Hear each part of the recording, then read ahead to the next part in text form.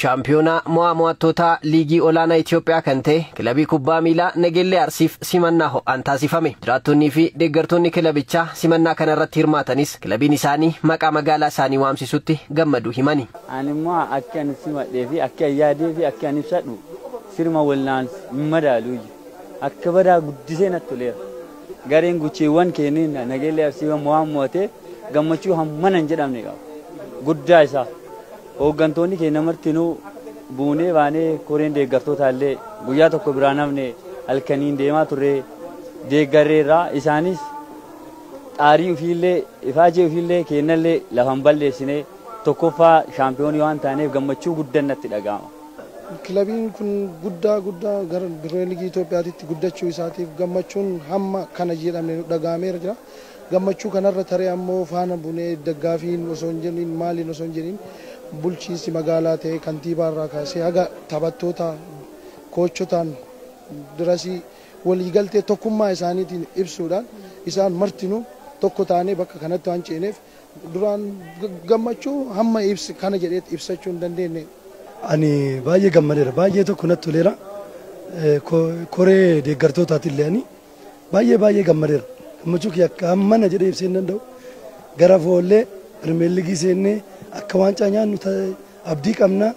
Itti boonnee kilabii kennaan baay'ee nutti toleera. Dursaan garee kilabii magaalaa Nageellee Arsii Geetaana Taaddasa Gamasaan bara 2018 Pirimeer Liigii Itoophiyaatti ol guddachuun bifa kanaan gammachuu uummata keenyaa waliin ibsachuu keenyaan miira addaa kan namatti horuudha jedha. Baay'een gammade dhugaa himuudhaaf jechuudha. Maaliif uummanni kun geepha kana isaaf itti hanqata. Dhugaa jechuudhaaf itti hanqata.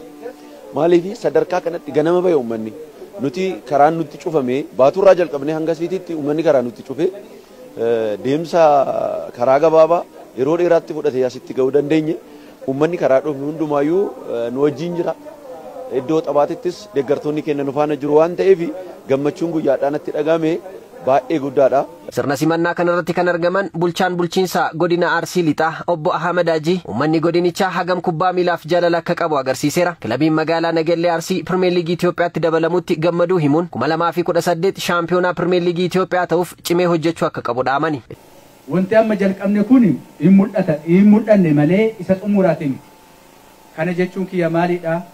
Tapha amma Pirimeer Liigii Itoophiyaatti makamuun keenya waan isa dhumaa hojjenne jechuu kiyyaan ammas hojii badhatu nu eeggata. Hojiin nu eeggatu maalidha?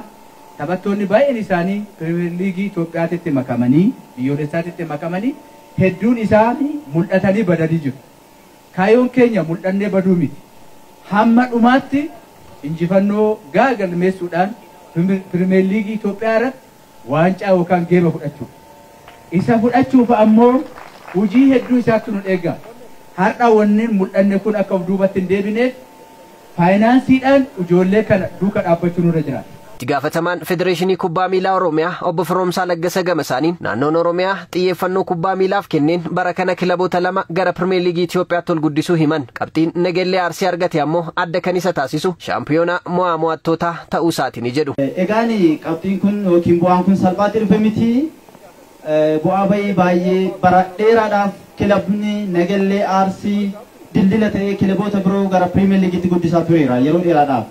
Ammas Nageelleen bakka isaatti akka deebi'u Pirimeer Liigii akka galuuf kooching istaafonni beeku namoonni tokko beeku hojii guddaa hojjennee baga milkoofne walumaan.